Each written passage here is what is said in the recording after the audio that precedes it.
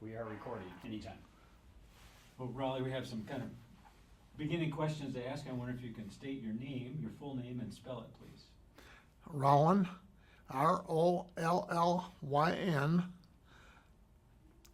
Middle name is Habiger, and last name Samp, Samp. Okay. And do we have permission to record this interview? Yes. Can you share where and when you were born? Well, I was born in Chester, South Dakota. It was the closest hospital to Wentworth, where my mother lived and my grandparents lived. And after being born, I grew up in the first few years in Wentworth while my father was in South Pacific in World War II. And when did your dad come home from, what was the year you were born then? September 20th, 1943. Okay. And when did your dad come back from the war? Around Christmas, 1945. Okay. And he served in the Pacific? Pardon? He served in the Pacific? Yes. Okay. He was a band director, and he became part of a fleet band, and they would entertain troops Okay. going from ship to ship. But his main ship was the USS Yosemite. Okay. And when he came back after World War II, what did he do? Well,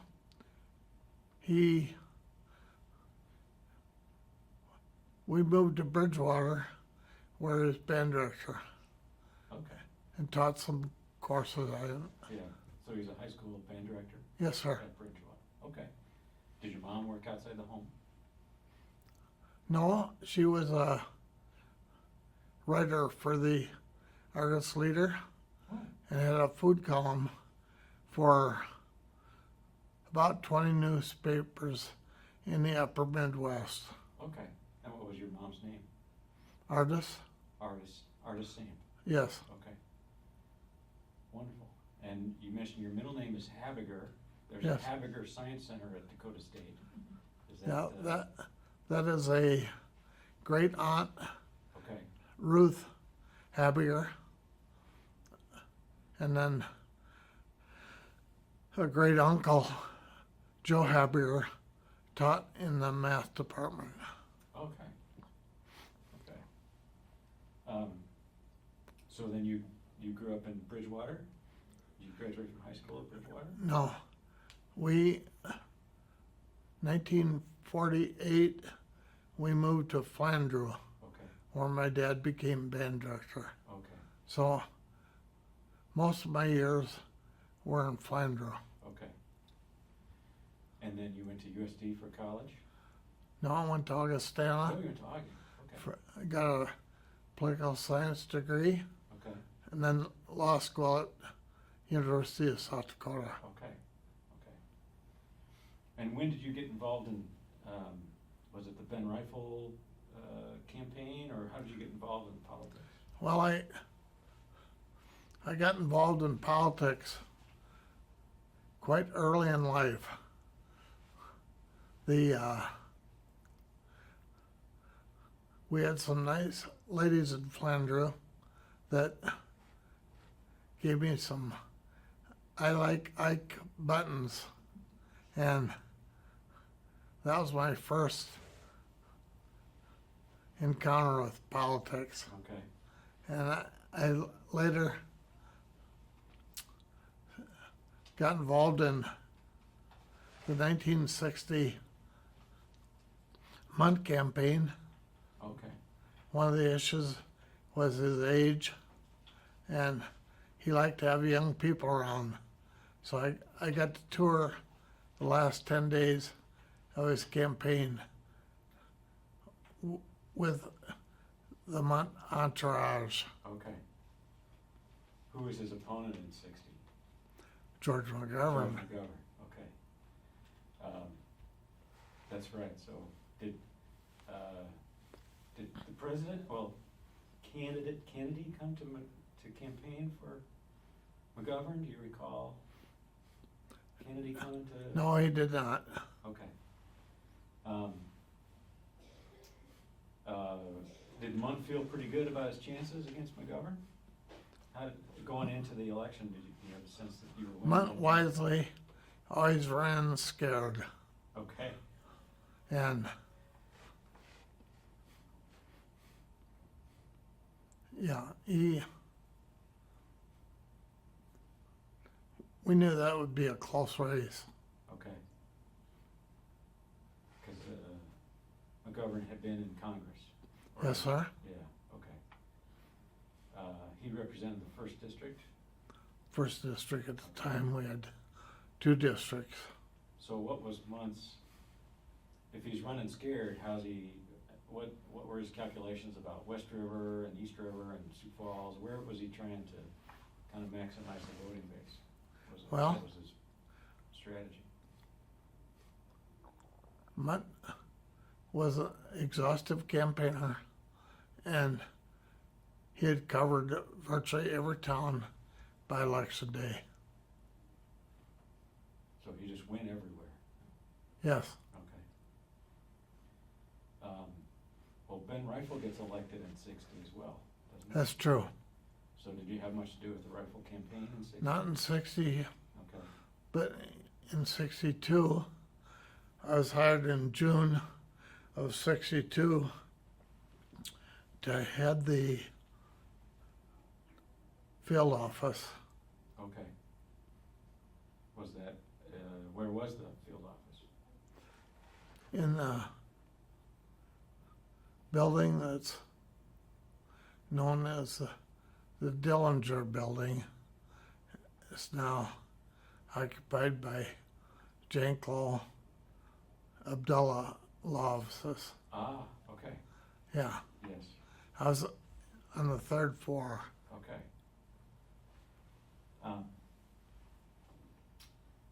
The Reifel had been working in Aberdeen, I think, as the administrator for the Bureau of Indian He was, in the 50s. prior to running for Congress, Yeah. Ben Reifel was the area director for the Bureau of Indian Affairs, which was in charge of, I think it was 8 states at the time. Okay, wow. So this is in '62 then, his re-election. What were the issues? Do you recall the? Yeah, well, the most dramatic, I got hired in June. Okay. The most dramatic thing, Senator Case was up for re-election. He won his primary against A.C. Miller from Kennebec. Shortly after that, he died of a heart attack. Mm. So we immediately,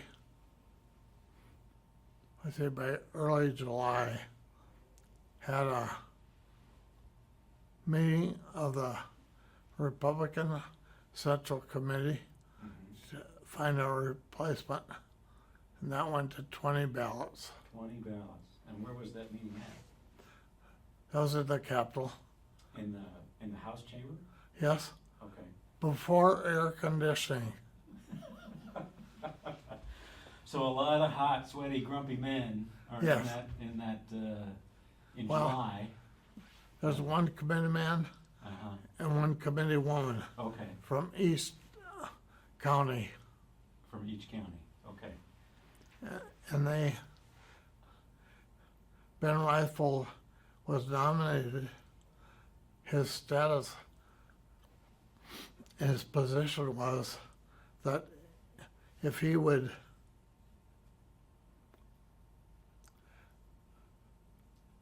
be nominated by the convention, he'd be happy to serve, but he wasn't going to campaign for it. Okay, okay.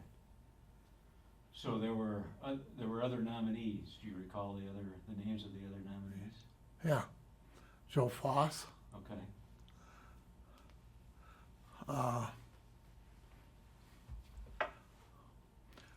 Sigurd Anderson,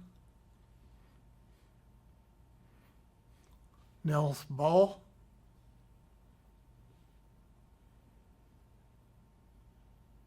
was Joseph Bottom? pardon? Bottom? Joe Bottom, Yeah. who was at that time was Lieutenant Governor Okay, for Chicubity. yes. Yes. And a few votes went to Lem Oberpeck Ah, from Belfouche. okay. But it went to 20 ballots. Yes, sir. So, what was the conversation what was the threshold for getting the nomination? 50%? Yes, sir. Okay. So did people start pressuring others to bow out? Oh, yeah. Yeah. I went on all night. And did Congressman Reifel get a lot of pressure to withdraw? No, he stayed in Washington. Okay. You think did he really want it? Did he really want to move to the Senate?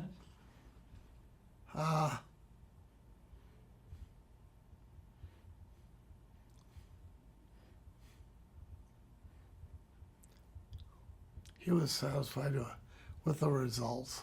Okay.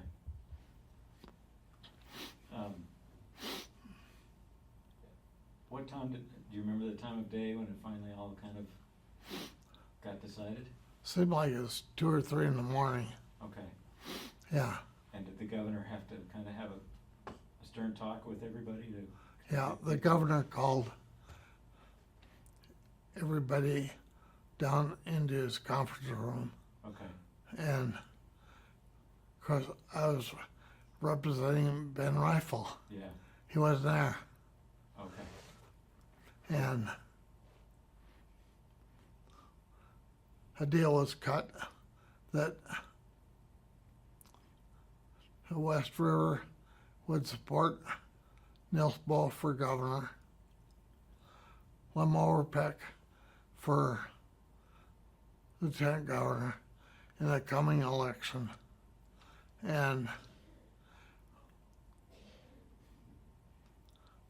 the big loser of the governor's meeting was Sigurd Anderson Mm. and Joe Foss. Yeah. They didn't get anything out of this. They got nothing. Yeah. So Foss goes back to the AFL. Yes, Was he there the whole time? yes, he was. Okay. And,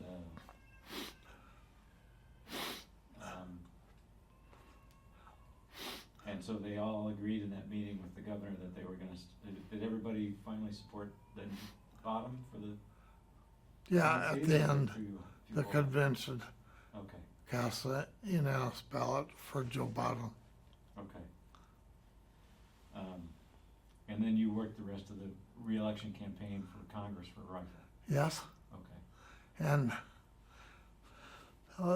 that was also quite exciting. Yeah. We were in Canton in October, and our patrolman came to the door of the auditorium, and Ben was giving a speech to the students at Canton, and our patrolman motioned me to come over. He said, the congressman needs to call his Washington office immediately. And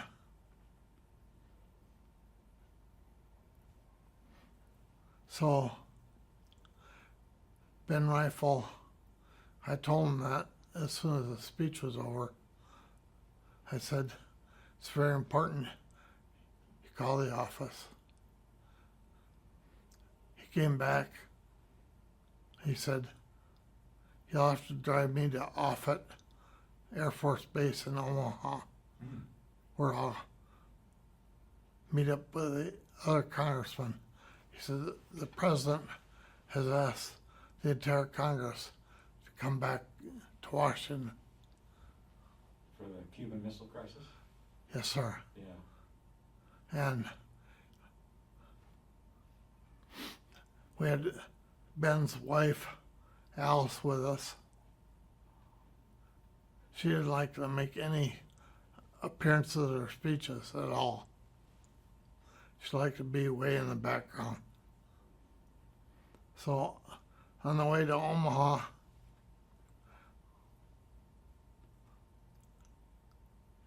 he had like 14 coffee parties lined up.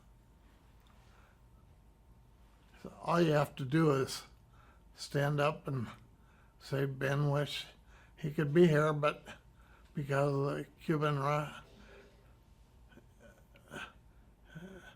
Missile Crisis, he's in Washington. Yeah. Well,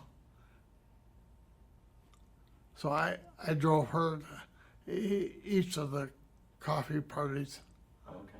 for the next couple weeks. Each of the engagements he had. And she started talking more and more at each appearance. She was quite effective. So she grew into the job. She unwillingly, Yeah. yes. What did she think about her husband being kind of sent off to Washington and there might be a nuclear war? What was her? Yeah. Well,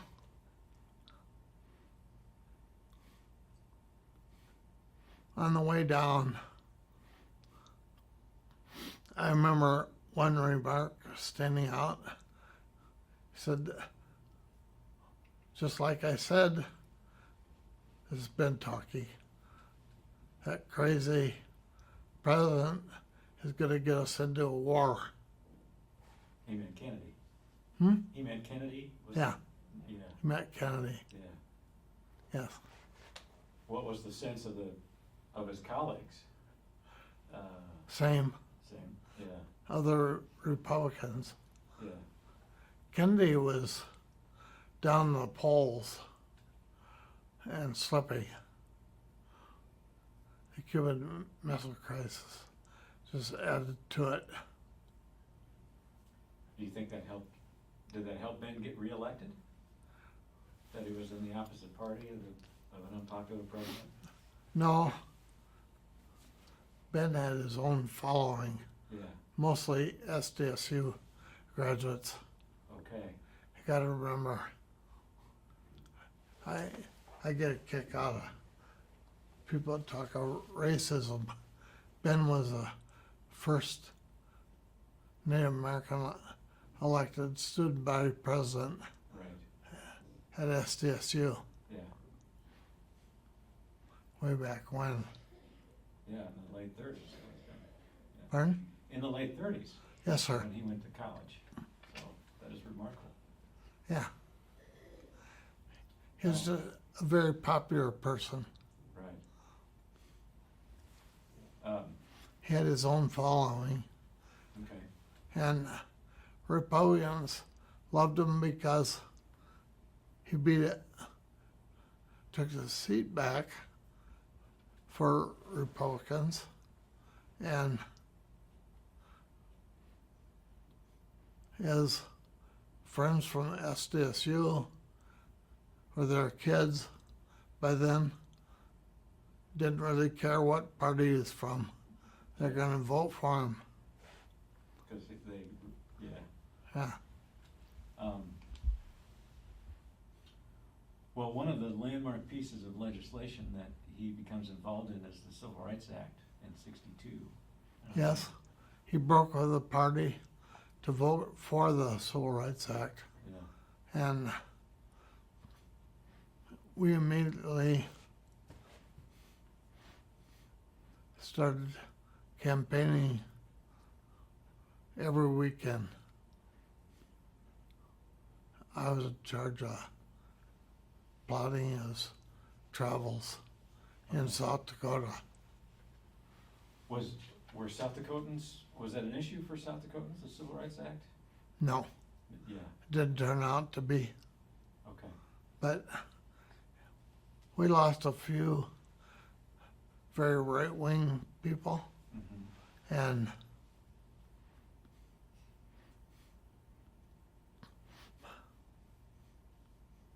probably gained some votes. Yeah, But he ran against Bill Richter, who's a part-time chiropractor in Coleman. The other part-time janitor at Western Mall in Sioux Falls. that's an interesting combination. No, Ben would just run his own campaign.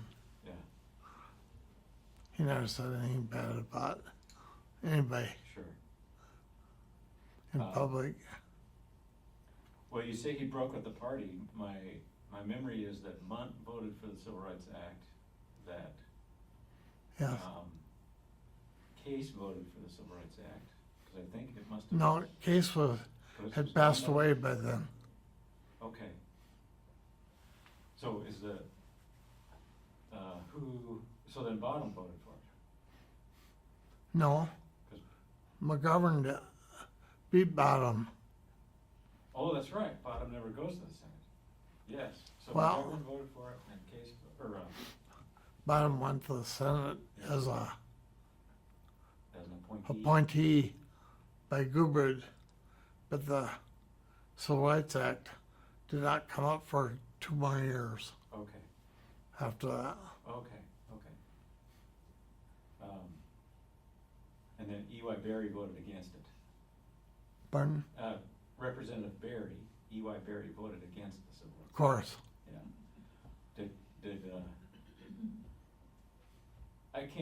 I've looked around a little bit in the news to see if Berry ever gave a reason for his vote, and there's nothing in the papers.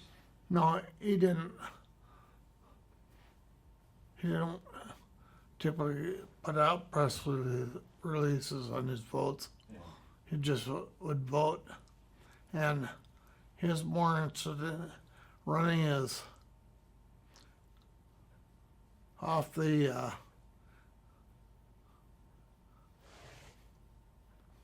whatever kind of small press he had in the office. He would put out the newsletter for 10 or 12 or other Republicans. He was more interested in that business Okay, than he was in voting. okay. He made nearly every vote.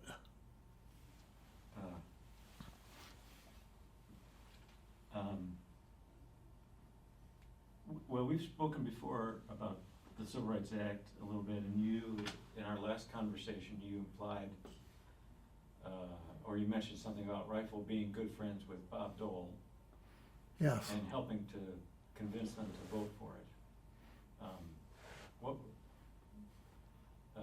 I wonder if you could maybe give some insight into some of those. No, I was not in Washington Okay, during those times, yeah, so I couldn't help you there. okay. Bob Dole office like 3 doors down from Ben Reifel. Okay, okay. Yeah. And then in 1968, there's the Indian Civil Rights Act. Do you remember Reifel being involved in that? Or, No, I don't. okay.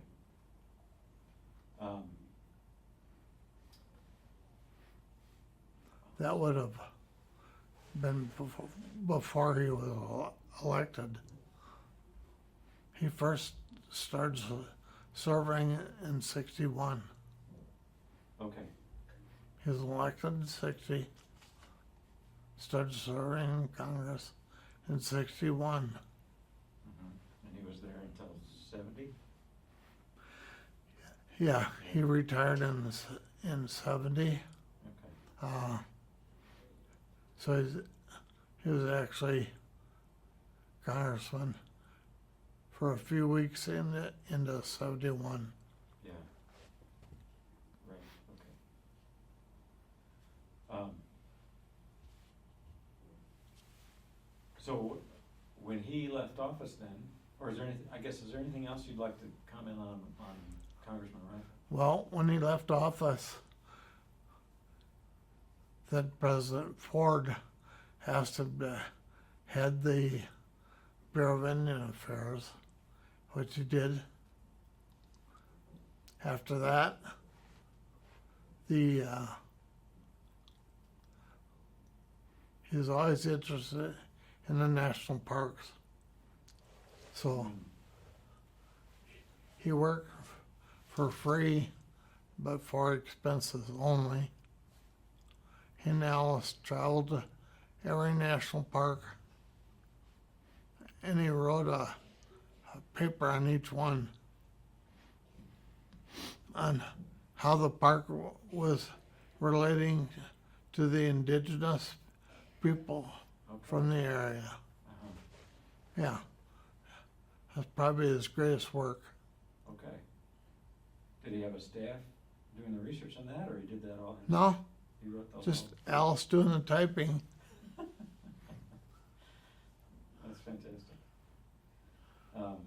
Well, then in the 70s, how do you start working with Bill Janklow? Well, that occurred in August of 1974. Okay. You might recall that both Bill Janklow and Mary Dean, his wife, grew up in Findra. Mary Dean and I sat next to each other in school for almost 12 years. Okay. Yeah. And he called me one day. He said, "We don't have a clue what we're doing." He said, "I want to get rid of all these media guys.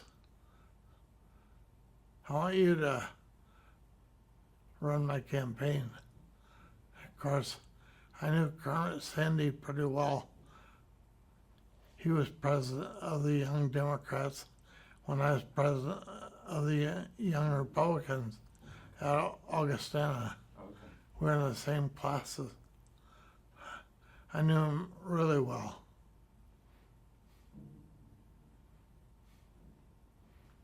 And so this was 74 when he's going to, August, August of 74?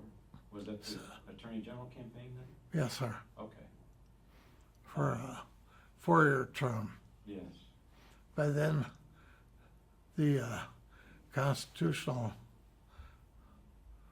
reforms had kicked in, and the governor's term was 4 years instead of 2, and so we're the constitutional officers. Yes, okay. And Janklow had been working on Rosebud, or what was his position prior to running for Attorney General? Yeah, prior to running for Attorney General, he was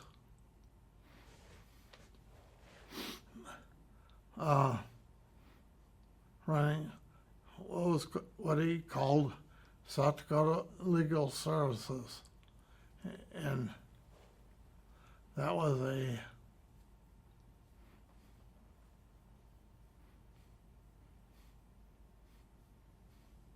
entity that helped Native Americans that could not afford an attorney.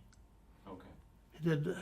He and his staff did 43,000 plus requests for assistance during his service.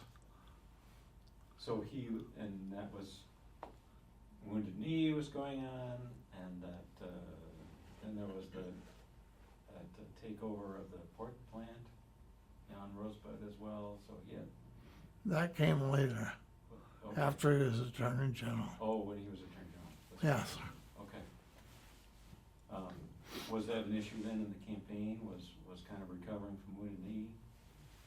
So when he ran in '74 for Attorney General, was his reputation in defending, working with defendants at Rosebud a part of his Yeah, credibility? that was part of his resume. Yeah. Yes, sir. Um, He also started every speech with a kind of a little quip that he was in line to vote at the University of South Dakota. And so was Jim Aberust. Aberust said to vote for Johnson. Janklow told him, said later, he said, of course, I voted for Goldwater. Aberust said if he would vote against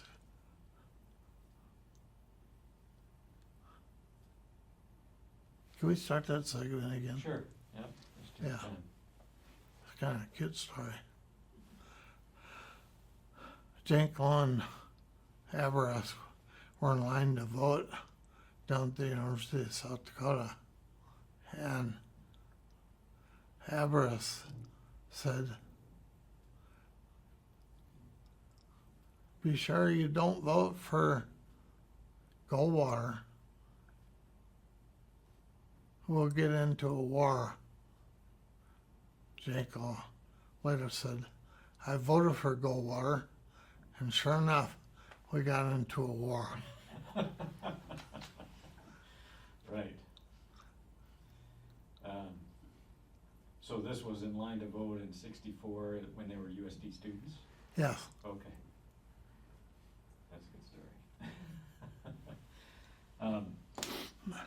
Well, there's a lot of folks, it strikes me, that as students at USD, Janklow, Aberust, Pressler, Yeah.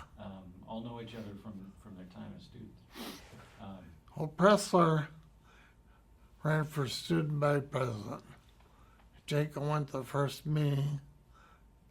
It was all independents, meaning they weren't affiliated with any sororities or fraternities. And during the meeting, Pressler said, try and line up all the fat girls you could find.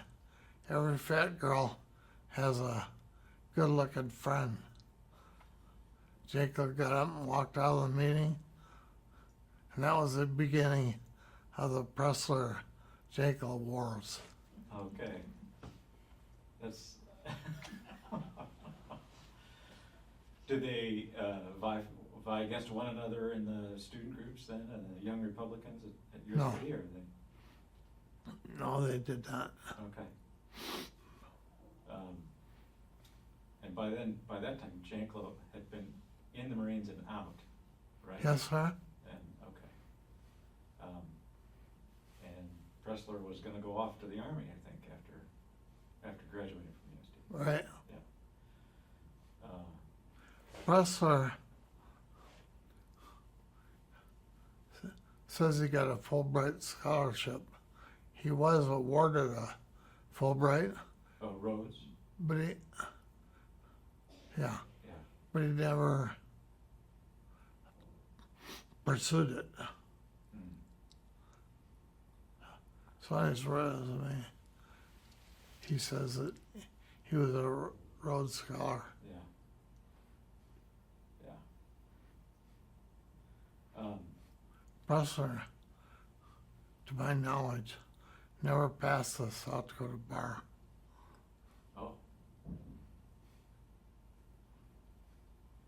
When did he, well, so in 1974 then, when you're working, in 1974, you helped Janklow run for Attorney General? Yes. And what was the process, is it like now where the party would nominate their candidate, or was the primary election? Yeah, the biggest issue was AIM went after Janklow. They brought a young girl by the name of Jancia Eagle staff to allege that Janklow had raped her. And that was our crisis 4 days before the election. Janklow ended up taking a lie detector test. And our friend Joe Floyd made sure that was the lead news. Everybody followed Cal, so Yeah. AP and the Argus, all the other outlets led to the full story that Janklow had passed the lie detector test, and Jancida Eagle Deer, I'm sorry, I gave you the wrong name. Yeah. Eagle Deer had declined to take a lie detector test. Okay. And who was this Mr. Floyd? Pardon me? Who was Floyd? Was he who was this? Joe Floyd was Okay. the owner and president of Cal Okay. TV. Okay. So when the votes came in, that was kind of put to bed, or at least it was. Yes, it was. Yeah. What did he? So now he's the chief law enforcement officer of the state. Was there an effort to maybe go return the favor to AIM, or how did he treat AIM after that, while he was Attorney General? Well, Kermit Sandy left the state, and the AIM was still active, Mm-hmm. but we had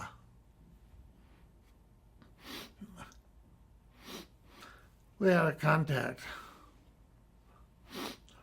The AIM PR director and pilot of the airplane that hauled means and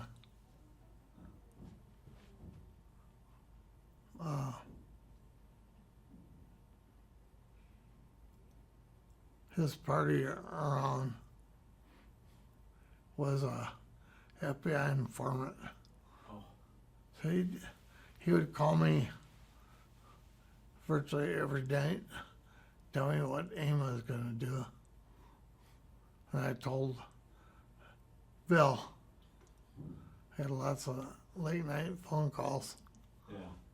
Had a special phone put by my bed.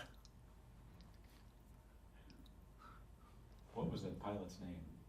Do you recall the AIM Yeah. pilot's name? Doug Durham. Doug Durham. And what kind of plane was this? Was this like a Cessna 172 or? It was like a twin engine, Okay, something. but AIM had an aircraft and they could fly around the country in that plane. Yeah. Who was helping them raise money and donate to their cause?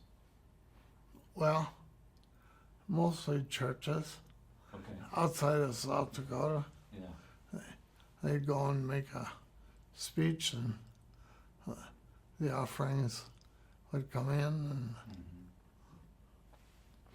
mm-hmm. they always had plenty of money. Huh. I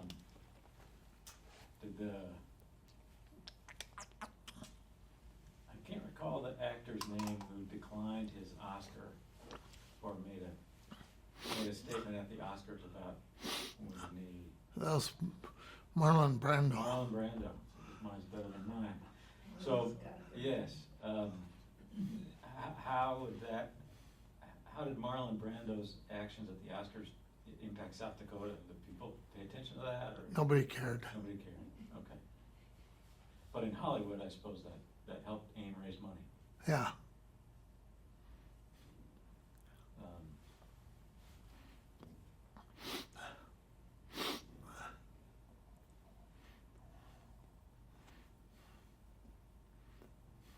When did Bill begin to line up a campaign for governor then?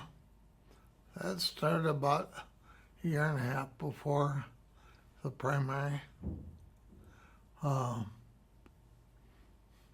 He kept saying he wasn't going to run, but we organized his Flanders friends, and that was really the strength of his organization. Flanders alumni spread across the state. Flanders High School and Flanders Indian School?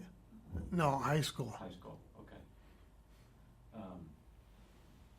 So kind of like Ben Reifel's SDSU friends. Yes, sir. Okay.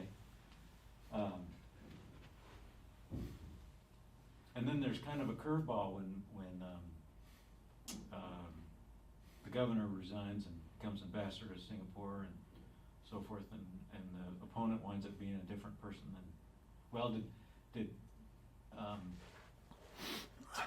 so in '78 was Janklow expecting to run against, who was the expected opponent, I guess, in '78 that the Democrats would? Yeah, the primary opponents were on the Democratic side.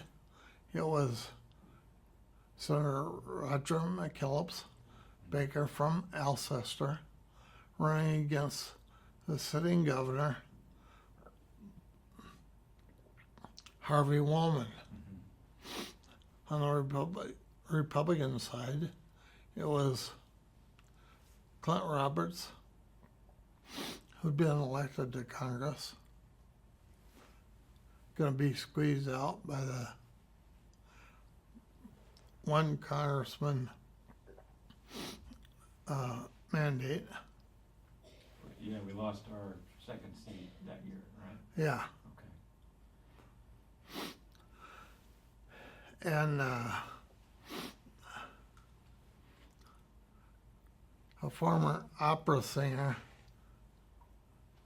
former Senator Leroy Hoffman, a real gentleman from the Eureka area. Okay.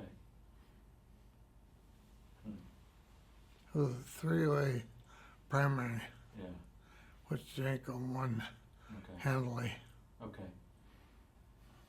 And then, Woolman gets the nomination from the Democratic Party for the general? No, McKellips Oh, does. that's right, McKellips wins. McKellips beats Wallman. Yeah, So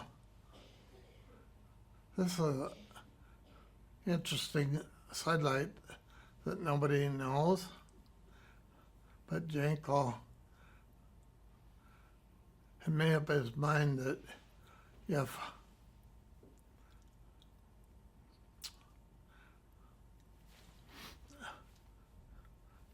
Wallman won the primary,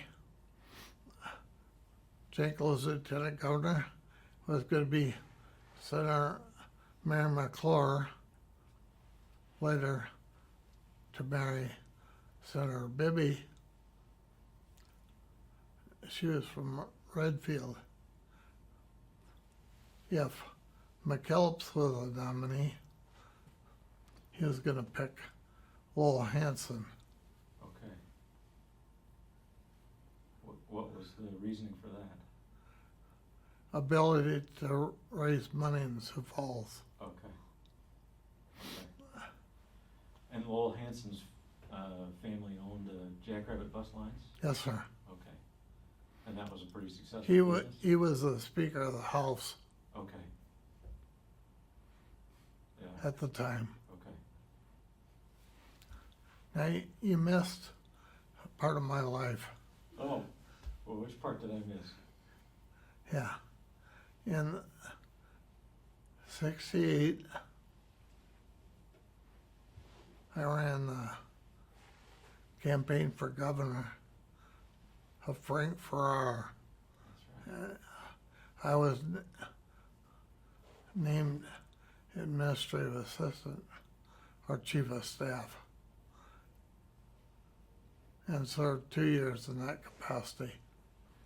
So you were Governor Farrar's chief of staff? Yes, sir. Okay. And, well, Knipe is often given credit for getting the Constitution through and all of those executive branch changes and so forth, but Governor Farrar set up the commission, I think, to study that. Yes. Yeah. So was that, There was no partisan divide over that issue. It was time to revise the Constitution, yeah, and Dr. Will Farber from USD okay, had drummed into the head of every one of his students the need for constitutional reform. Dr. Farber was really the father of the constitutional reforms.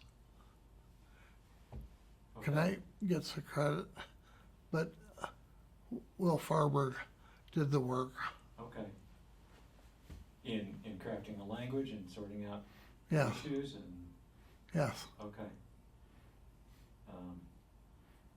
And how about, who was in charge of then explaining the changes to the voters of South Dakota? Was that largely Farrar and Knipe then? Yeah. As governor? Yes.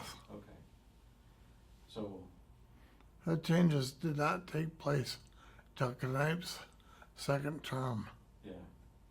Yeah. What The was, first big issue we confronted in Farrar's term was the commutation of Thomas Whitehawk. Thomas Whitehawk had grown up on the Rosebud Reservation. He had gone to private school in Faribault, Minnesota, and he was at USD. One Saturday night, he got severely drunk and shot the jeweler by the name of Yelseth, Yelseth, as I recall. And he raped Mrs. Yelseth. So that became a real flashpoint. South Dakota being racist. Governor Farrar one day threw the actual file on the desk, not the 10,000 plus cards we had gotten from around the country, but the actual court file. He said, I want you to go through the file, give me a recommendation to either give him the electric chair or commute his sentence to life without parole. So I started on that nights, and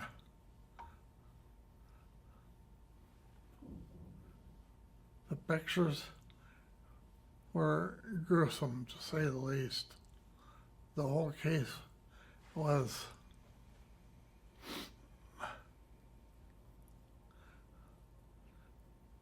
pretty much cut dry.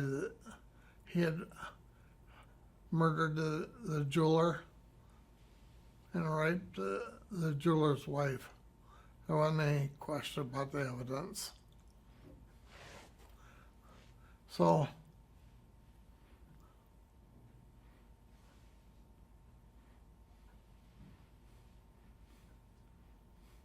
I thought long and hard about my memorandum to Farrar, which is in his archives. And Thomas Whiteock was convicted, sentenced by a single judge. I had strong feelings that a jury needed to have a separate proceeding on death sentences.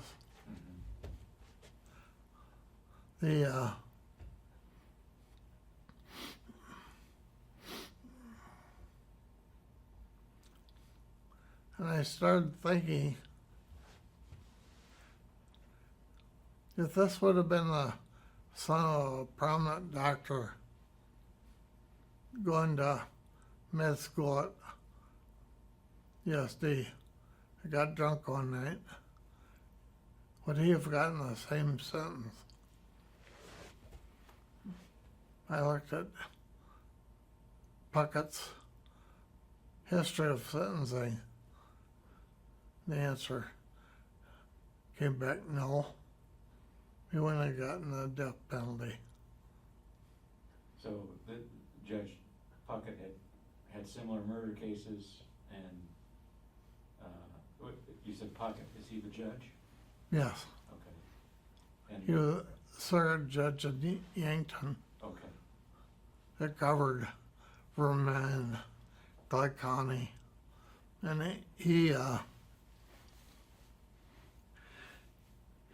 he's the one that had sentenced Thomas Whiteock to die. Okay. So I recommended the governor, using the logic that I just articulated, that Thomas Whiteock's sentence should be commuted from death to life imprisonment with no chance of parole. Uh-huh. And we did that. Okay.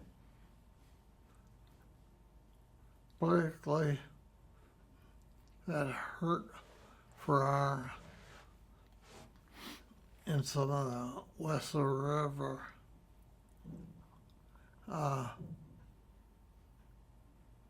It didn't help them. It was one of those public policy issues where you just have to do the right thing. Mm-hmm. So that was one of our early controversies. Okay. For our revitalized Joe Foss's program of economic development, Mm-hmm. that paid off big time. Yeah. Started the movement of companies to South Dakota. Okay.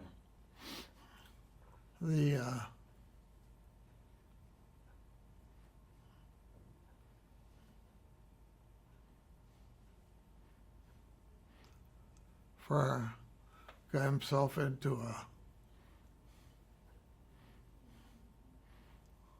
legislative controversy over territorial rights of electric utilities. He was perceived to support a bill number HB 548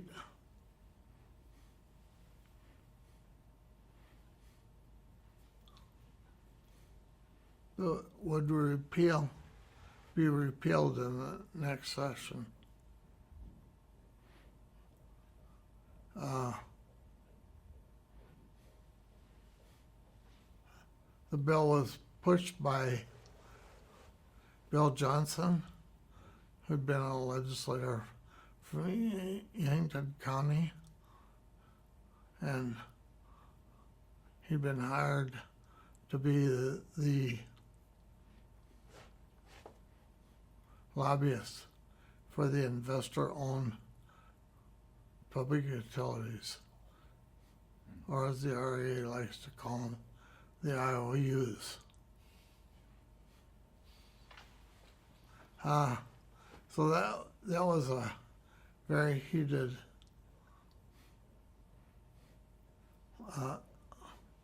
time.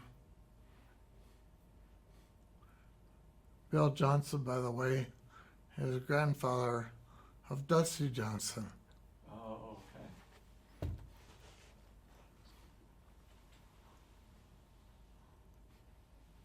So do you think that then when Farrar is running for re-election, because the term is only 2 years still, Yes, sir. and Knipe is able to kind of the hit he took for the commutation of Mr. Whitelock and the Yeah, controversy about the yes, electric utilities wounded him. yes. Yeah, okay. He had great crowds at every REA stop he made. Knipe did? Yeah, Yeah. Yeah. Well, and what was his profession before he? he sold dairy equipment. Okay. In the Salem area? The whole state. The whole state, okay. He's originally from Minnesota. Right, okay.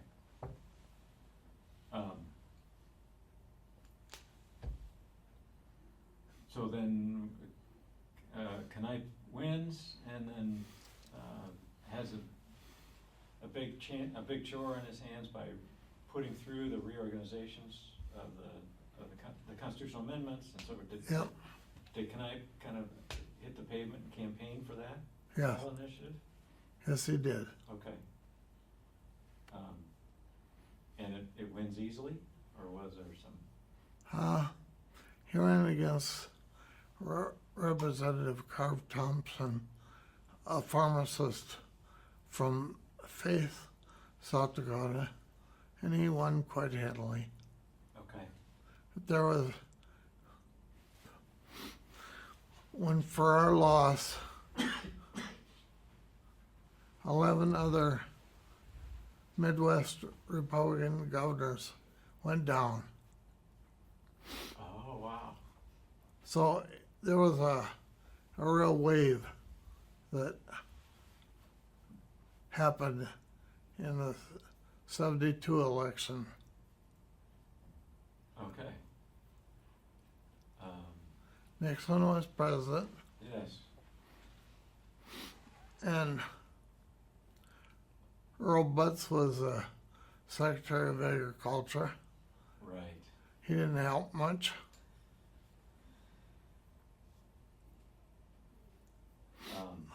So despite Nixon's massive victory in '72, Yeah, the Democrats do very well in the Midwest and farm country for yes, they did. governors. Yes, Okay. and that's overlooked by most historians. Right, right. And, well, Ambrose gets to the Senate in '72, Yes, he does. and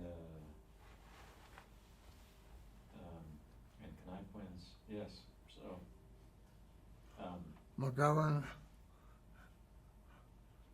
is having presidential ambitions mhm. all through that time.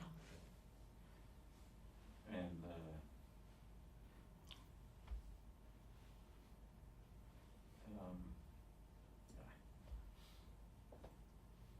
so what happened to Earl Butz? Did We got fired eventually by Nixon. Nixon let him go? Okay. Yeah. What were his policies in particular that were so unpopular?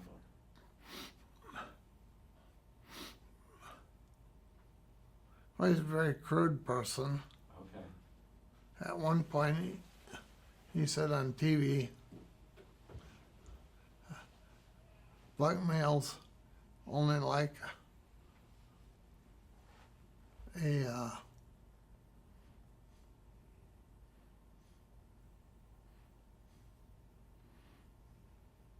tight shoes, tight pussy, and a warm place to go to the bathroom. He said that on TV? Yeah. That's probably what got him fired. Yeah, I think so. Yeah.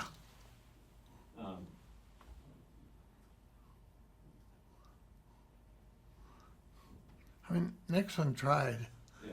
We had a 5-state conference of governors and one aide in Fargo.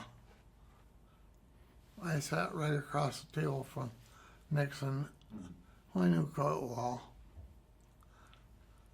as you get to know somebody in politics. Yeah. But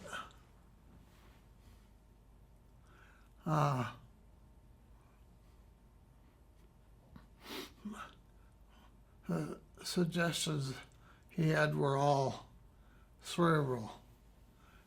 He didn't have any emotion behind things that would catch on with the public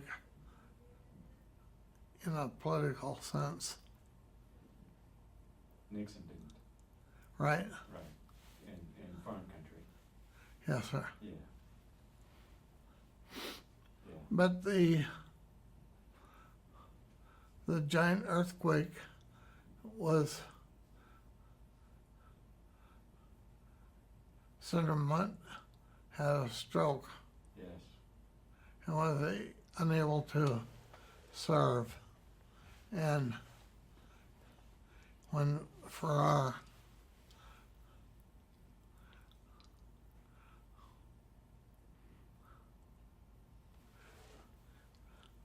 I'd say the last good day Mundt had was the dedication of his library on the campus of Dakota State, Yeah.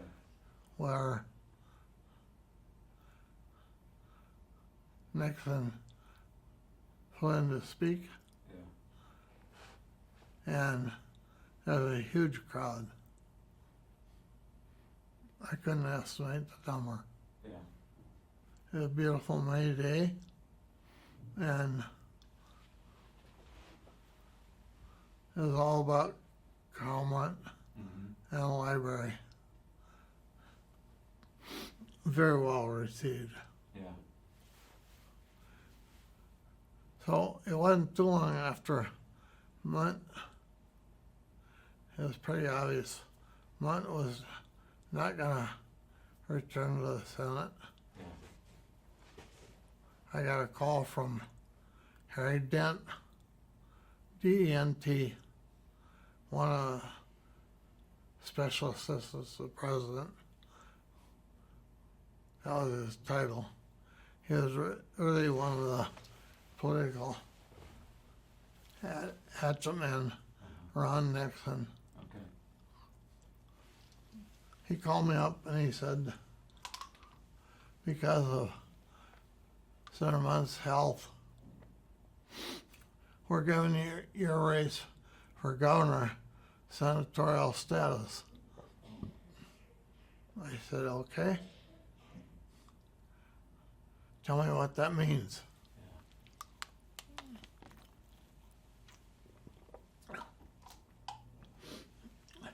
Harry Dent says, what that means is the governor can pick 3 projects and they'll all be announced in a rose garden ceremony. And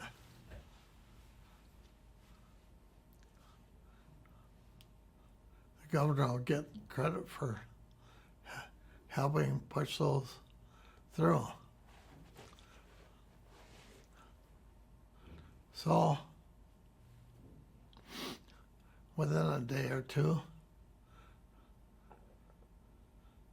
the governor was at his desk, and I'd made some key calls before that. I called Joe Floyd at Kello. I called Vi Stoya in Aberdeen. I called Tom Reardon, Reardon, in Sioux Falls, and Holte Dean, who is based out of Rapid City.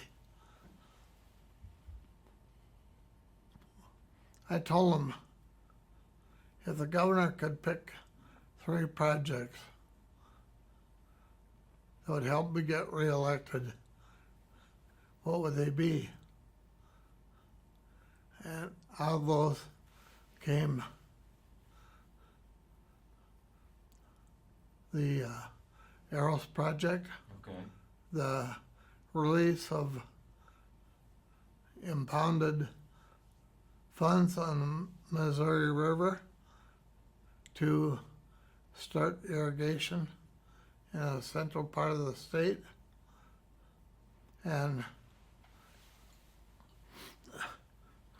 hardening of the missile sites, which meant a lot of jobs for West River. Of the missile sites. Yeah, Okay. The ICBMs. yes, sir. Okay. So the next time the governor was in, I went in and reported Harry Dent's conversation and what these 4 leaders had told me. And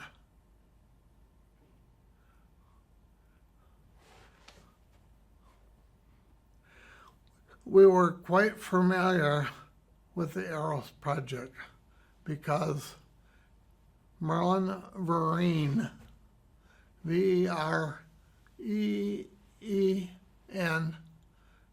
originally from Sturgis, was hired by the Board of Regents to find research projects that could be helpful to South Dakota. Okay. In my office, he opened a special package from Westinghouse. They had completed their study, and they're running around within 50 miles of Sioux Falls would provide what NASA was looking for for the Arrows Project. Okay.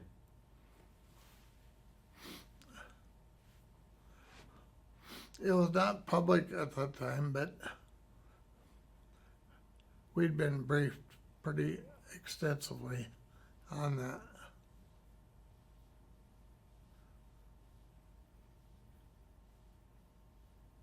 And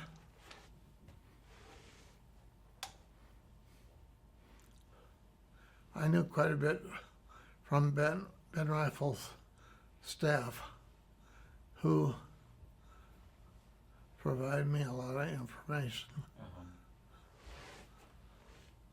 Now, all this time, Bob McCoy, Mundt's chief of staff, was in England to get the appointment to the U.S. Senate. Okay. And if his name was not on the top of the list, he would just say, Mary is the Senator will not resign. Yeah. So each of those attempts failed. At one point,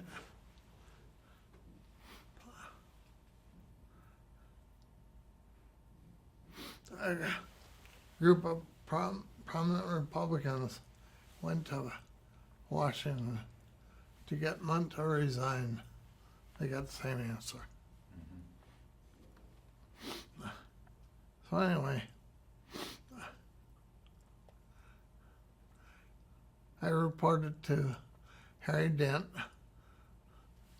three projects that South Dakota could utilize. And he said, I'll get back to you. He called me a couple days later. He said, the president has signed off on the missile hardening,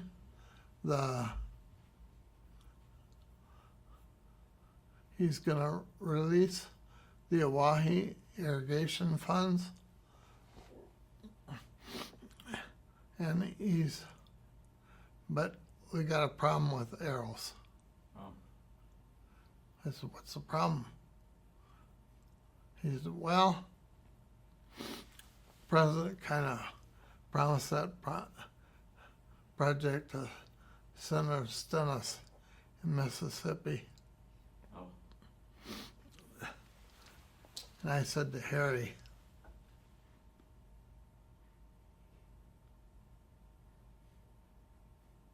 well, NASA practically owns Mississippi. Don't you think South Dakota could get one little project? He said, well, you don't know how Washington works. Mm-hmm. He said, think of another project. Well, I couldn't get a hold of Al Schock, who is president of the Sioux Falls Development Committee. He was off running for international president of the Elks. Oh. I think it was the Elks. Yeah. And so I called Tom Reardon, who was vice chairman, told him about the conversation with Dent. He said, well, let me get back to you.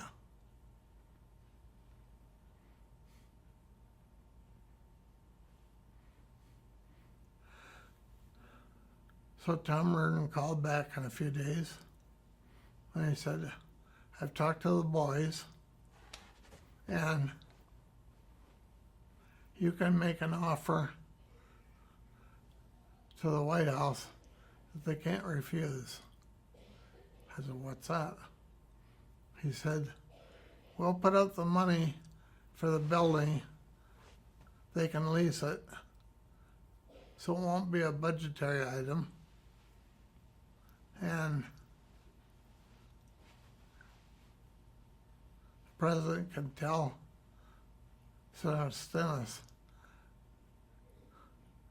he doesn't have money appropriated for it. So I called back to Harry Dent. I told him, I got an offer you can't refuse. What's that? I said, some of the Sioux Falls leaders will put up the building, you lease it,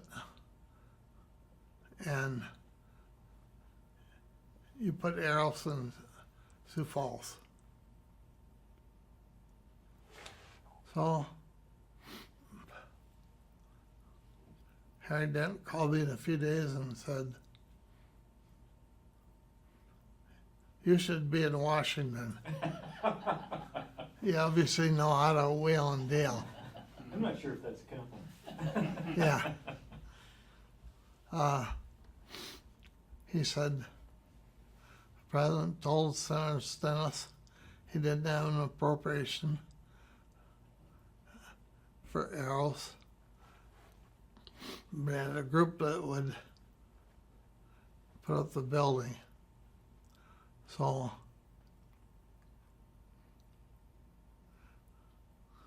by then, Al Shock got interested in Arrows project. And he gave me a call,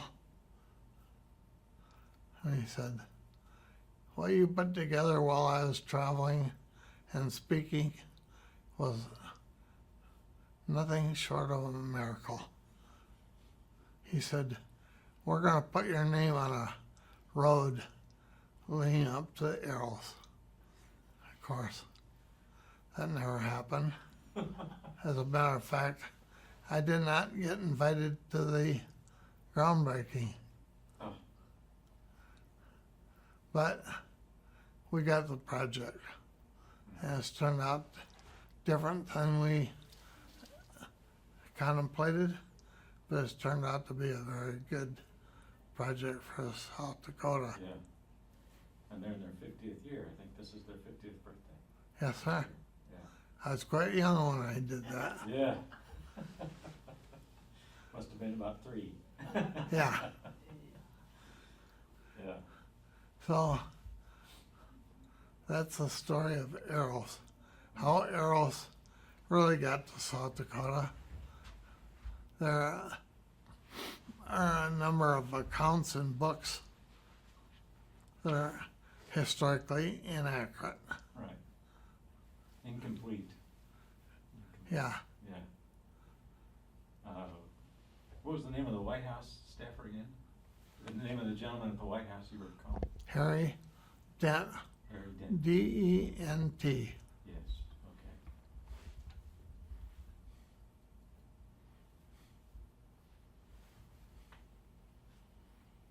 Very good. So you were chief of staff for Governor Farrar for the 2-year term? Yes, sir. Okay.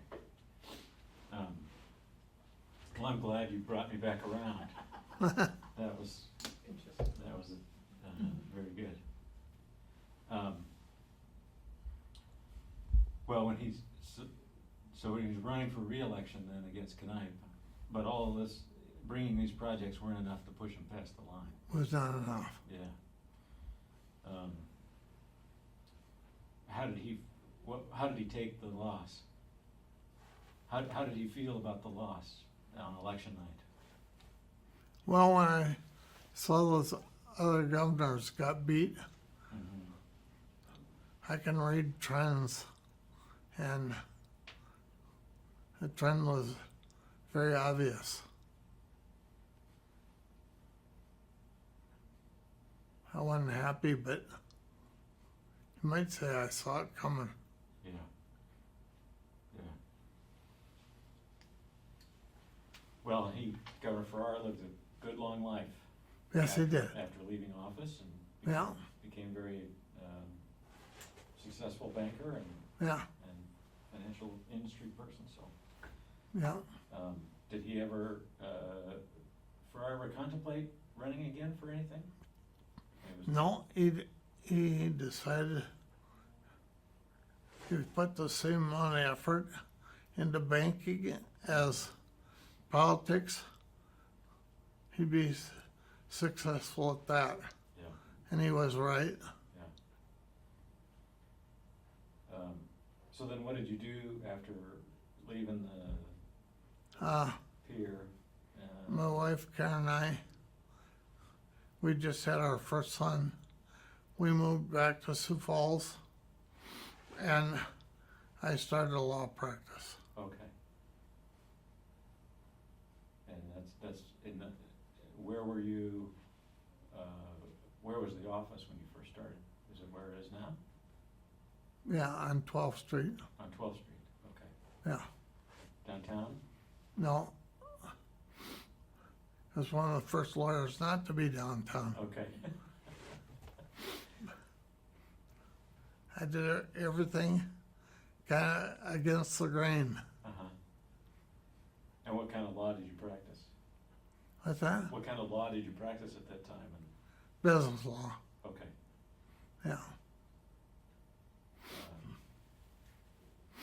Were you handling litigation for people No, or just mostly contracts and, mostly business type stuff. okay. Yeah. There's hardly anybody in town that did business law. And I could see we would be developing a wave of business in Sioux Falls. Uh-huh. Do you remember the population of Sioux Falls in 73, 74? I think something under 50,000. Yeah.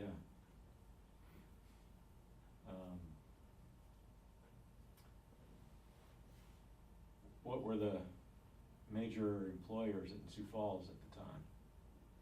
Raven, Okay, the hospitals, okay, John Morrell and Company. yeah, Yeah. okay. Were they your clients? No. You had smaller companies that were your clients? Yes. Okay. I suppose they all had in-house counsel for that kind of thing. Mm-hmm.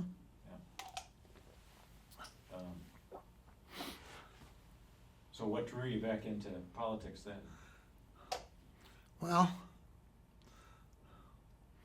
in '74, I really never got out of politics Okay, because Joe Floyd was a treasurer of the International Political Consultants, and he had me work up briefing papers for their upcoming meetings. okay, So I got a good taste of international politics, and right after Christmas, '73, I got a call from Joe Floyd and his compatriot, Max Pasley, that owned the McDonald's.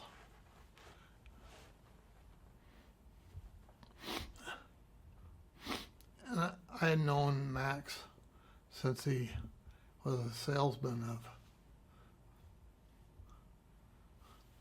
tubes and other paraphernalia to fix radios and TVs, which was the business my uncle was in Madison. okay. So I had met Max several times. And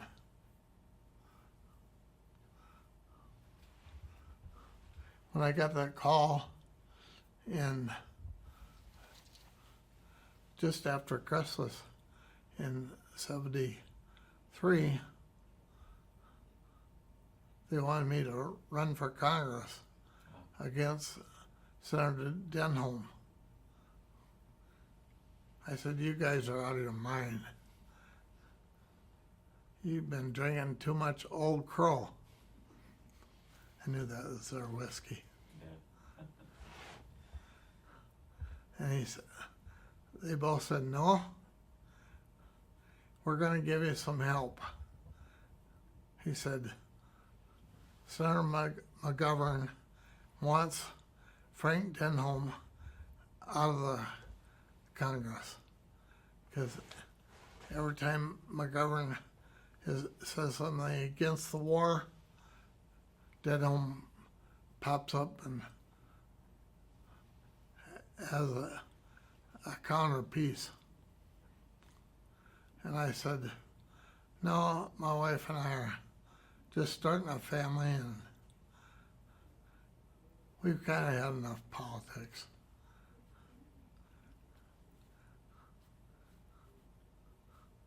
And they said, "What do you think about a young guy from Humboldt named Larry Pressler?" So I unloaded on him everything I knew about Pressler. which was not complimentary. Uh-huh. Nevertheless, George Cunningham, McGovern's chief of staff, one of the most brilliant political operatives in South Dakota, ran Pressler's campaign. And he won. So George Cunningham was McGovern's chief of staff Yes, sir. and ran Pressler's campaign. Yes, sir. Interesting. Was Pressler a registered Democrat as USD student? Well, he was registered as a Democrat, then as an independent, and right before this, as a Republican. Okay.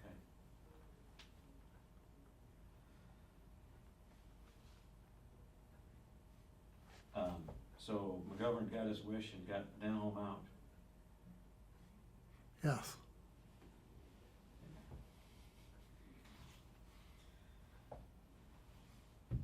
And just like they promised me, Pressler would lead off most Callow news broadcasts. Breaking news. It'd be nothing but fluff. But he got his name out.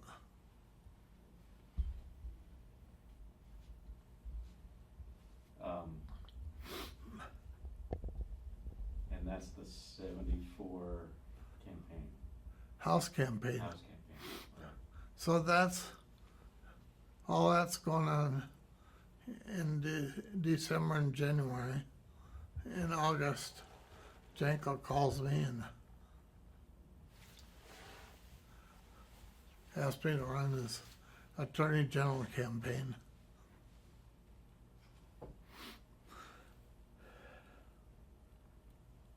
And you said, yes. Well, I had to say yes.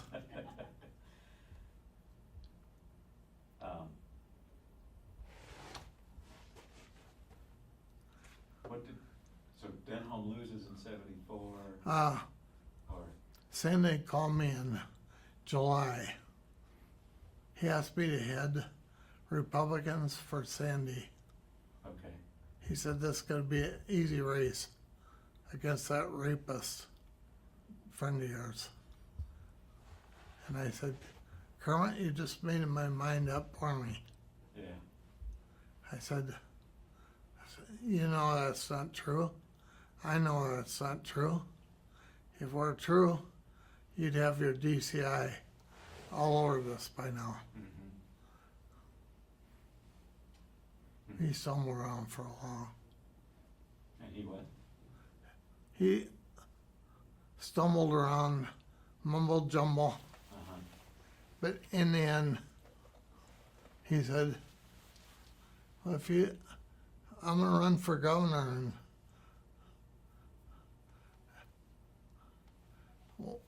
next time around, he said,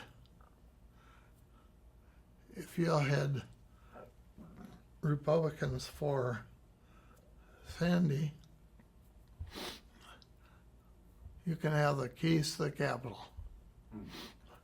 I said, well, that's tempting, but there's nothing I need out of the Capitol. And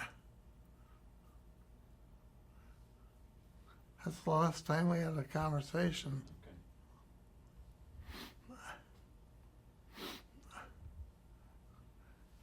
Okay.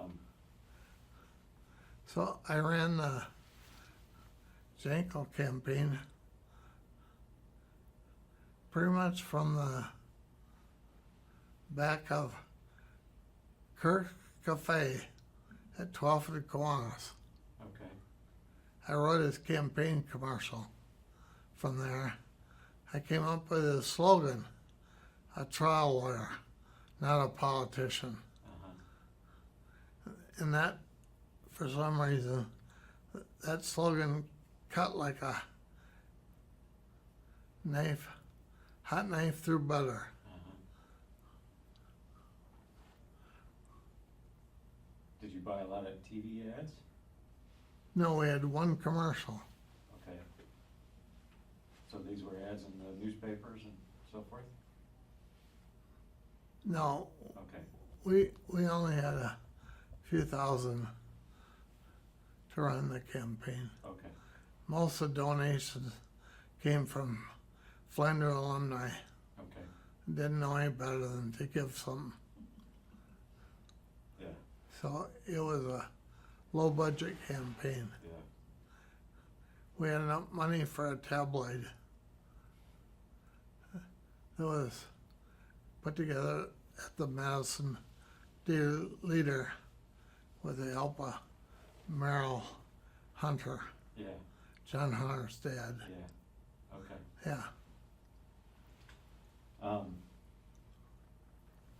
So then when Janklow won, did you wind up going to the Attorney General's office and serving in capacity? I did not.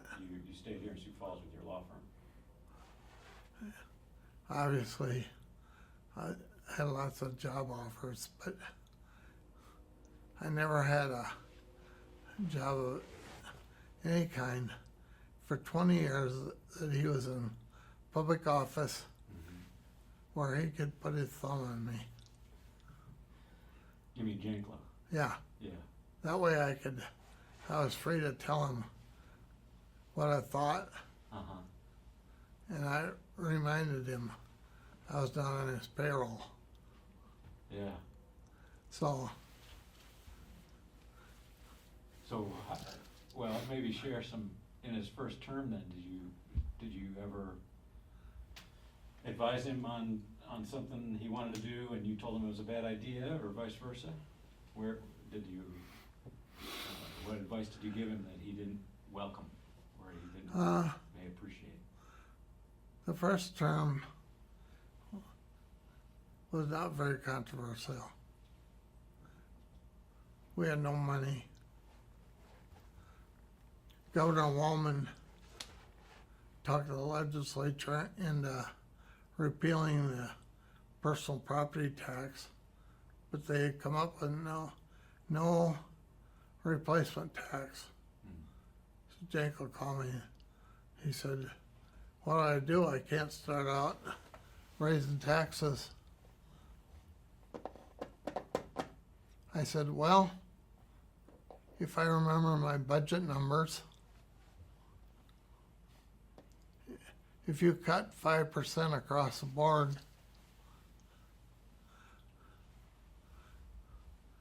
you can balance the budget." He said, "Yeah, I could." How did I do that? I said, "Well, why don't you get your friend Ben Sukup to go on television with you and say that the Association for the Blind will take its 5% cut just like everybody else." He said, "Oh, that's brilliant." And that's what he did. And he had very little pushback because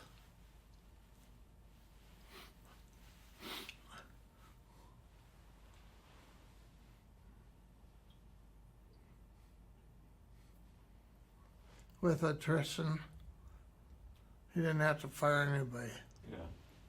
Yeah. Okay.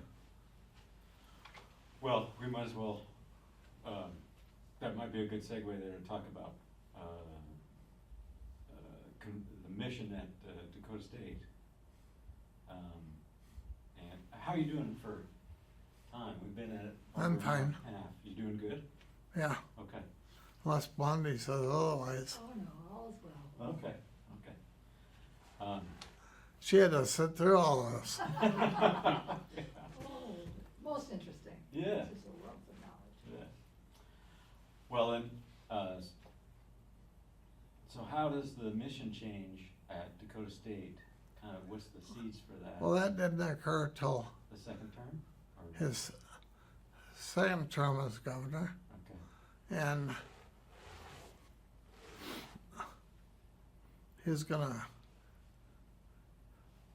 close Springfield, make it into a men's minimum security prison, and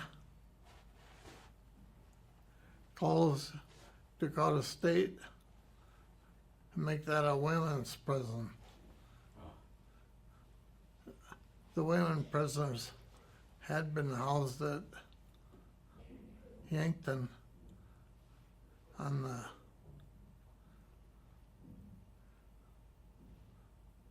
facility there for the mentally ill. But more and more women were subject to incarceration, primarily because of drugs. And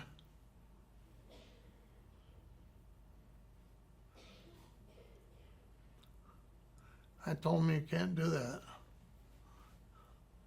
I said, you could fight a one front war, but you can't fight two. I said, you're a great military historian. You know how many times a two front war has been successful. I said, you don't have the money or the time to get into a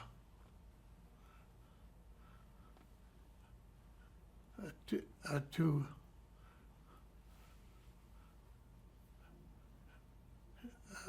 front war. And I said, think about all those guys that came on early. Jerry Prestrella, who gave $500 to your Attorney General race and said, I think he's crazy, but if you say he's not, here's $500. I said, George Scully, and I went down the whole list of Madison's supporters. Yeah. I said, you're gonna turn your back on them? Yeah. And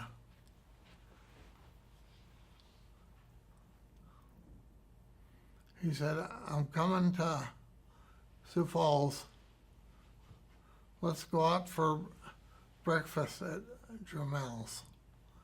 Meet me at Jermel's. Sure enough, he showed up. We were there till they were serving lunch on napkins. I answered every question he threw out about Dakota State. Why should it be a technical school? How do we get teachers to teach technology? How do we find a president?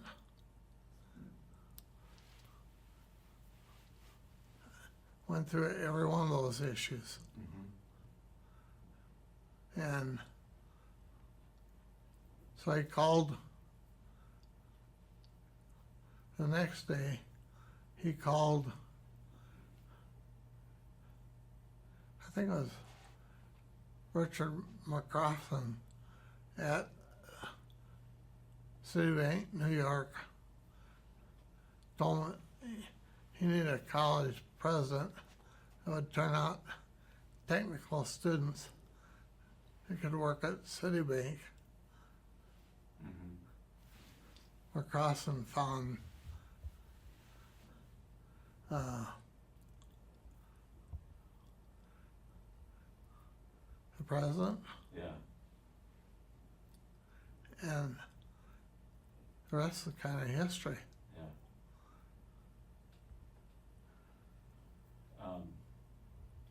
So then concurrent though, did it strikes me that Janklow, this helps Janklow solve this other issue that he's hearing from Citibank, that there are people who don't know how to manage data and financial information and the computational things that a bank needs. I'm missing that. Oh, Sorry. Citibank is coming to town at the Yes. same time that Janklow is thinking about closing these 2 colleges, Yes. but keeping one open and converting it meets another problems, Well, or is an answer. Citibank just told Janklow up front, your people are hard workers, Mm-hmm. but technology-wise, they don't know that they're of no use to us. Yeah. And if you can't turn that around, we'll move some jobs to South Dakota. Mm-hmm. So, in the original book on Citibank coming to South Dakota,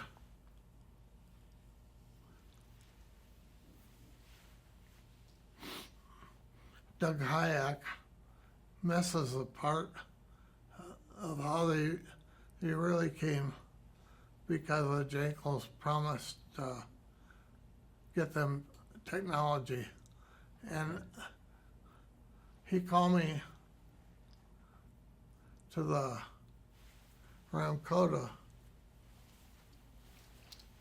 and we talked most of one night about how to bring Citibank to South Dakota without upsetting all the community bankers. And I kept badgering him. I said, there are not going to be any jobs coming to South Dakota. And I said, that's just New York trying to say go away. He finally got tired and he reached in his pocket, pulled out a letter from Walter Reston that said if he would just attempt to change the usury rate in the legislature, they would move 300 American Express jobs to South Dakota. At that time, 300 jobs was like 3,000 now. Yeah.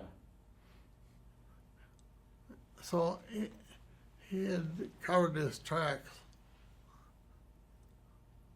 and was in a win-win situation for South Dakota. Anyway, that went. He said that night, he said, who do I have to convince? I said, well, you gotta talk to Erling Hagel. You gotta talk to the bank in Centerville. His last name was Thompson. He's the president of the South Dakota Bankers Association. You gotta get all those guys behind this. So it sounds like their idea. And he did. He talked to all the small town bankers that would listen about how great this would be for South Dakota. And it's turned out to be tremendous. Oh, It's not just Citibank, it's right. all the other entities that followed.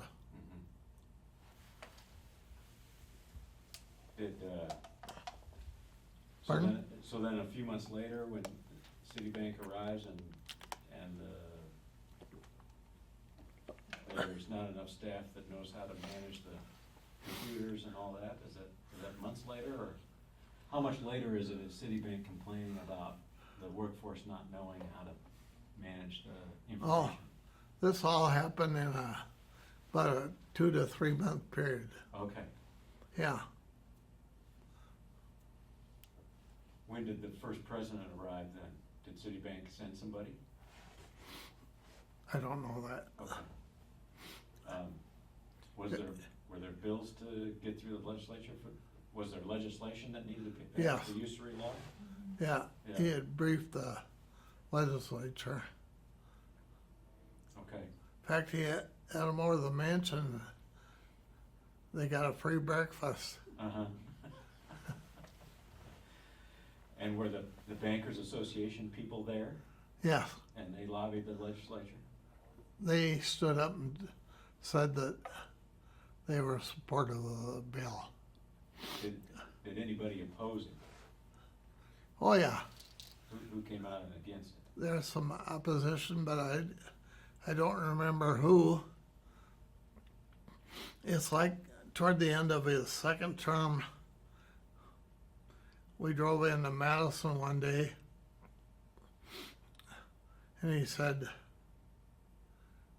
I wonder where all those opponents to our change of mission at Dakota State are. He said, I can't find any. Well, it might have been in the history department, because I think, Yeah, do you know Herb Blakely? yeah, So I think Herb left there, and, yeah, there was some faculty that's not very happy. yeah. Uh, Well, but, they ought to come back there now. yeah, yeah. Yeah.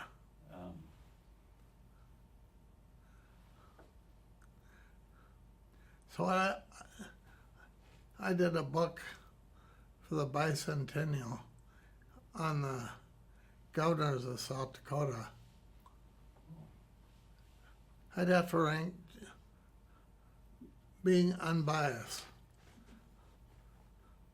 I'd have to rank Peter Norbeck and Janklow as two of our greatest governors. Yeah. Their impact is clear. Yeah. Yeah.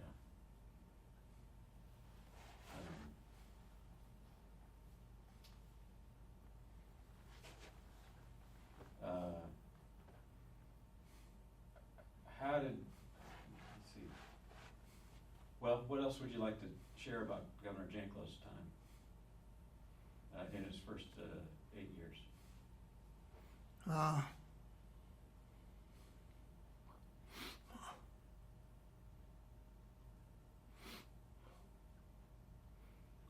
I think I hit the highlights. Okay. He did call me one day, and he sent a highway patrolman to track me down. I was having lunch with Dave Munson at the Holger Anderson truck stop, Okay. and he said, I need your help. I said, yeah, when else do you call? And he said, no. He said, this is serious. He said, the book on Walter Wriston came out today. He said, I want you to buy every copy of it and just keep buying. He said, I'll reimburse you for it. I said, okay. What are you going to do with those? He said, burn them. I said, why? He said, well, the guy that was ghosting the book didn't tell me I was on the record. And I used the F word 5 times. He said, I said, oh, Bill, the public is used to you. They wouldn't care about that. He said, I don't care about the public, but if my mother sees that, she'll drive to Pier and wash my mouth out with soap.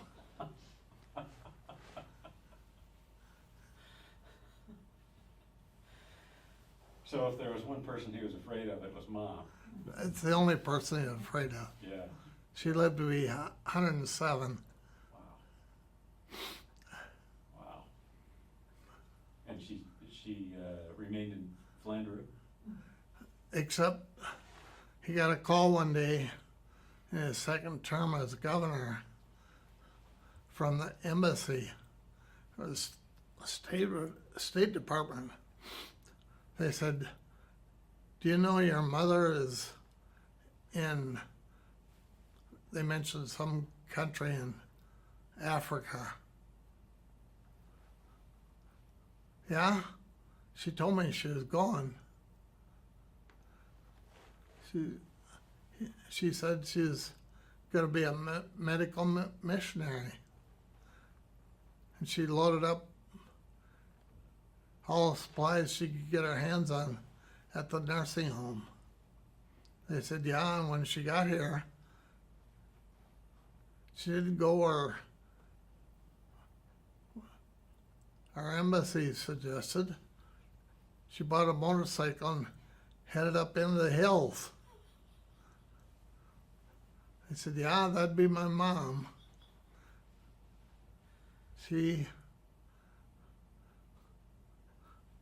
They should have put a note that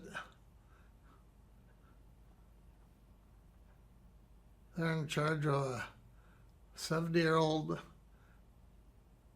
lady who acts like a 20-year-old.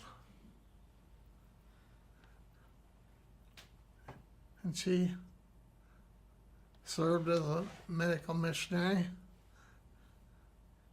got a hospital set up, and returned home. She was just fine. Yeah. She never had any problems. Were they concerned that the governor would be angry about her safety, or why would they? Well, the State Department was worried about her safety, Okay, but but Bill wasn't. no. No. Well, he knew he couldn't do anything about it. Yeah. If you think Bill Janklow could be stubborn, he never met his mom, Luella Janklow, niece. She could out stubborn the stubbornest.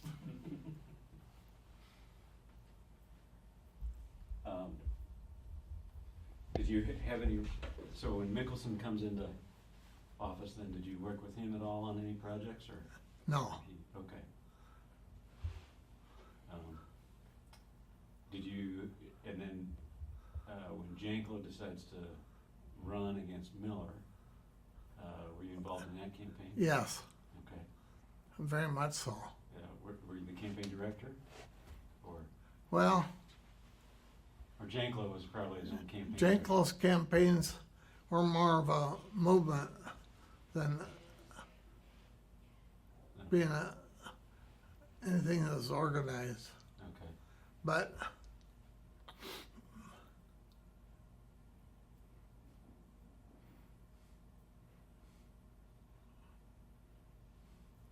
no, I was very active in that primary. Who was the opponent in the primaries? Miller and anybody else? Just Miller and Janklow. Just Miller. Okay. Yeah. And how did what were the issues, or what was the thing that Janklow was gonna campaign Yeah. on? Well, he tagged Walter with being pro-income tax, Oh, and I think at some time in the legislature, Walt Miller had voted for an income tax. okay. Then he ran on a platform of new and better jobs. Mm-hmm. And by that time, Citibank is. What I did for Citibank, I'll do for the rest of South Dakota. Okay. Yeah, Yeah. he pretty much just ran on his record from the first terms. Yeah. And then in that first term, did you stay out of a formal position with Janklow, or?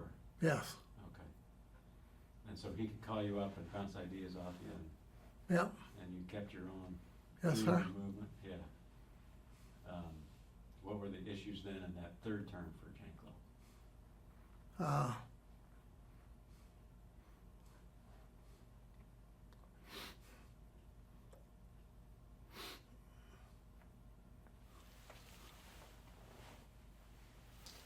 There really wasn't much of a contest. I don't remember who the Democrats ran, Hmm. but it was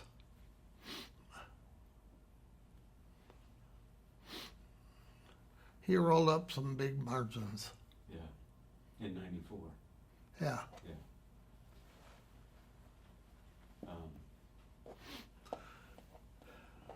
And then while he was governor then from '94 to '98, Yes. what were the issues that he was, there was a budget crisis, and he did some, I think he had to cut spending then too, right? Yeah. Um, Same thing as he did before. okay. Yep. Is that the famous holding of the clock? In the painting that hangs the portrait there, there's the what's the story behind the painting? Or are you familiar with that? I don't know. Okay. A lot of that is what I call peer politics. Yeah. It has very little to do with the statewide. Yeah.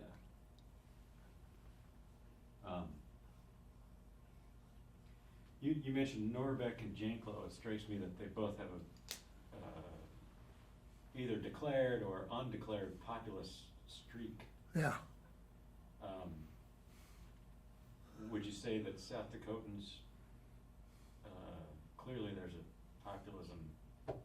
long history of populist politics in South Dakota going all the way Yes, back sir. to statehood and so forth. Most often manifested in Republican candidates Yeah. than Democrats. Do you think, as far as a formal political philosophy, did Janklow really, could he write out a paragraph of what his political philosophy was, or it was more kind of action and politics and? Yeah. He's more interested in problem solving Okay. than he was political philosophy. And problem solving included how the votes were where he could get support for potential solutions, I guess. No, he'd just go out and do what he thought was a good thing. All these signs where people die and there's an axe. Yeah. He asked me to get a hold of State Farm, get the rights to that. Oh. And I did. I called the president of State Farm. I said I was calling on behalf of the governor of South Dakota. Got the state a license agreement to put up all those signs. It's just something he wanted to do. Okay. He said, we don't need to spend thousands on TV, on public safety. We just need to show people where others got killed. Yeah. He said that State Farm campaign was the best anybody ever had. Hmm. And so that's why you see all the signs up today.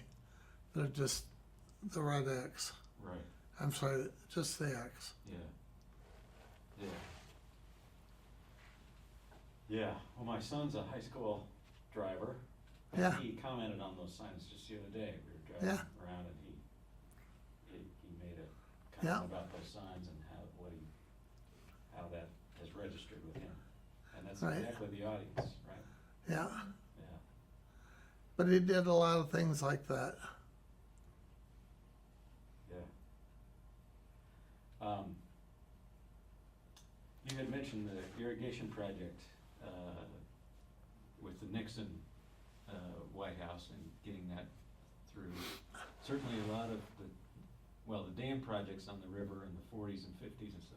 Yeah. Part of the result of that was supposed to be a lot of irrigation projects. Right. What was it that Nixon what was the term, unimpounded? Yeah. Yeah. The funds had been appropriated to start the pumping station by pier, Okay, and Nixon had impounded those funds. okay. So, Just on his own presidential authority, he did. yeah. Okay, Later on, the voters defeated doing irrigation. right. One of the real, that was a bipartisan issue that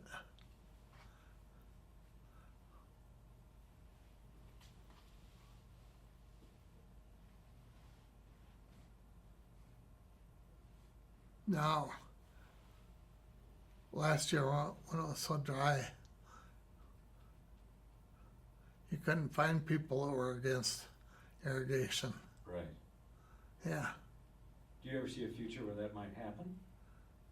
Do you see that in the future? I don't think so. Okay.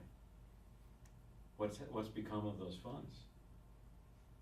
They've been just. They've gone to rural water systems, Okay, Lewis and Clark, okay,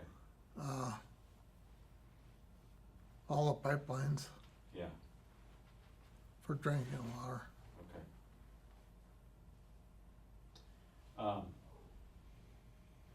Well, I guess,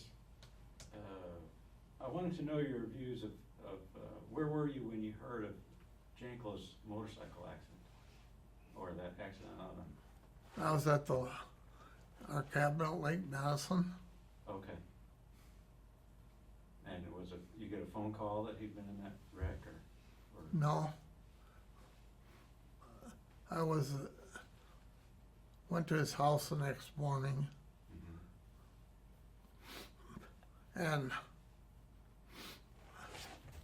I went there every day. A few weeks after the accident, I said, I've been here every day. He said, you have? I said, yeah. If your memory is that bad, I could have saved all those trips. He went through his trial strategy with me one night, Uh-huh. sitting in his car in a pasture by his house.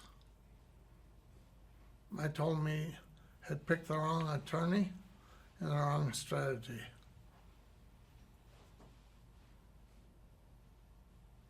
But that time he didn't listen. Yeah. Would you have been his attorney? No. Okay, somebody else might have been. Yes. Who was his attorney? Ed Evans from Davenport, Hurwitz, Smith, Okay, and Evans. okay. Did you know the judge, Rodney Steele? Yeah, he rented a house from Karen and I Oh, when he was in law school. okay. Do you think Rodney Steele would run a tight ship of a process? No, No? we couldn't do much about the judge, Yeah, but suffice it to say,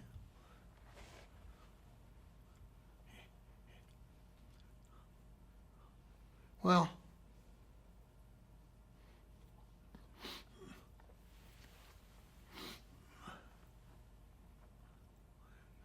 the judge's instructions that he let in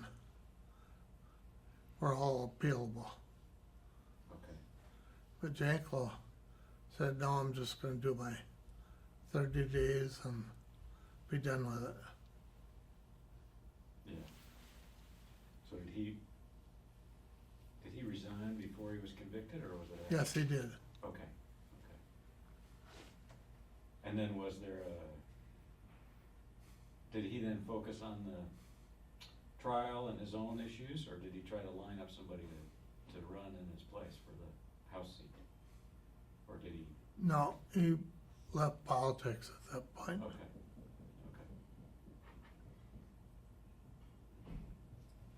okay.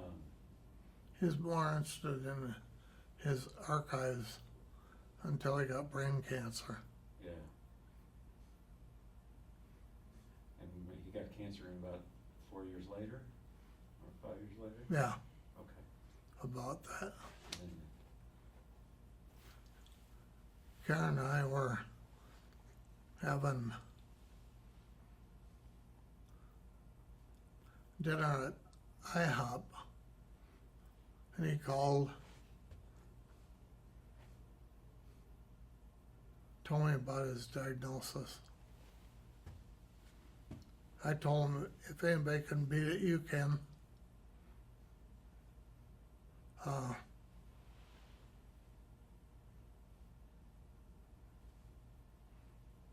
But it was a tough time. yeah, yeah.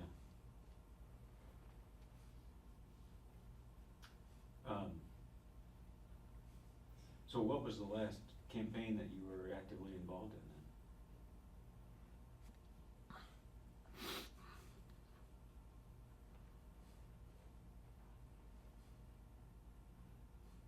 Well, our son Matthew has taken over our campaign business, Okay, so I help him when asked, but he literally runs good government consultants okay, across the country. I see. Does he live here in Sioux Falls? Does he live here in town? In South? Yes, Okay. How many children do you have?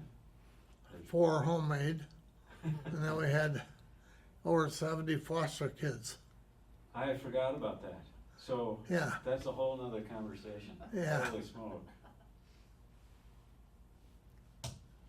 Well, that's where you want to interview. Yeah, It's that's not a very- conversation. not My very wife. impressive. Yes. They didn't have them all at one time, it wasn't that impressive. Wow. I do have to move Rowley up. Oh, okay. If, We might I don't have know to. how much, I'm just running up, Sure. unless you were. What's that? I just gotta move you forward just a little bit. Oh, Then you can get closer to your water. So we'll give it a try here. I got you good. Ready? yeah, There we go. that's good. Okay. Yeah. I'm still putting some. One thing I did wanted to, I know a passion of yours is Native American relations and so forth. And I know the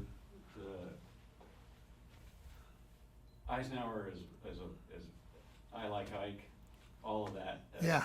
Very popular president. Yeah, But probably one of the things that you can pointedly, well, 2 things that he did that directly impacted South Dakota in a negative way was his ag policy. His Secretary of Agriculture was not a popular man. Right. Much like Earl Butz. Ezra Taft Benson. Yes, Ezra Taft Benson.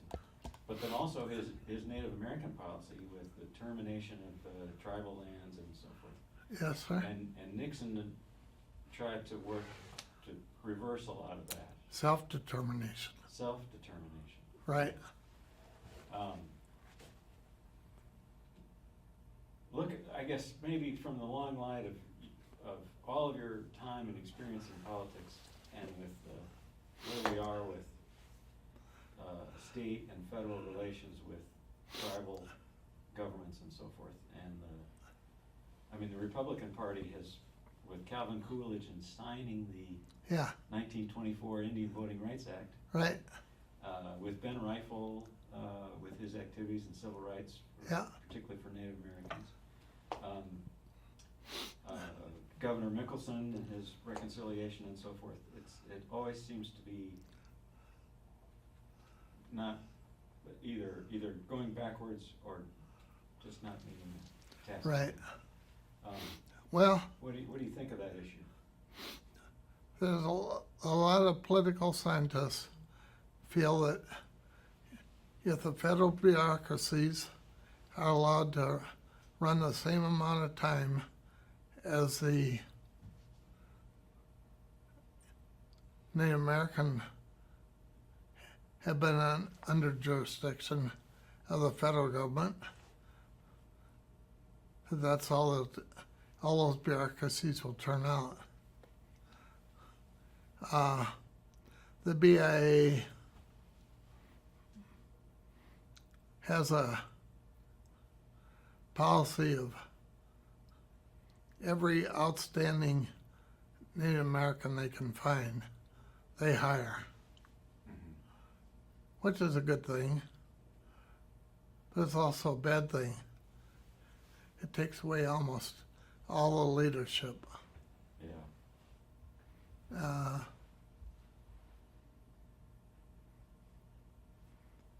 With the plethora of drugs and alcohol on the reservations, I'm not sure that's a soluble problem. I've been a tribal judge for 8 years. I've been part of the North Central Tribal Judges Association, which is all the judges from this region. I've been attorney for various tribes.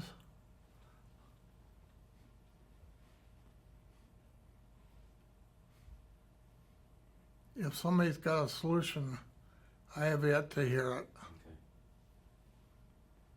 principally because of drugs Yeah. and alcohol. Yeah.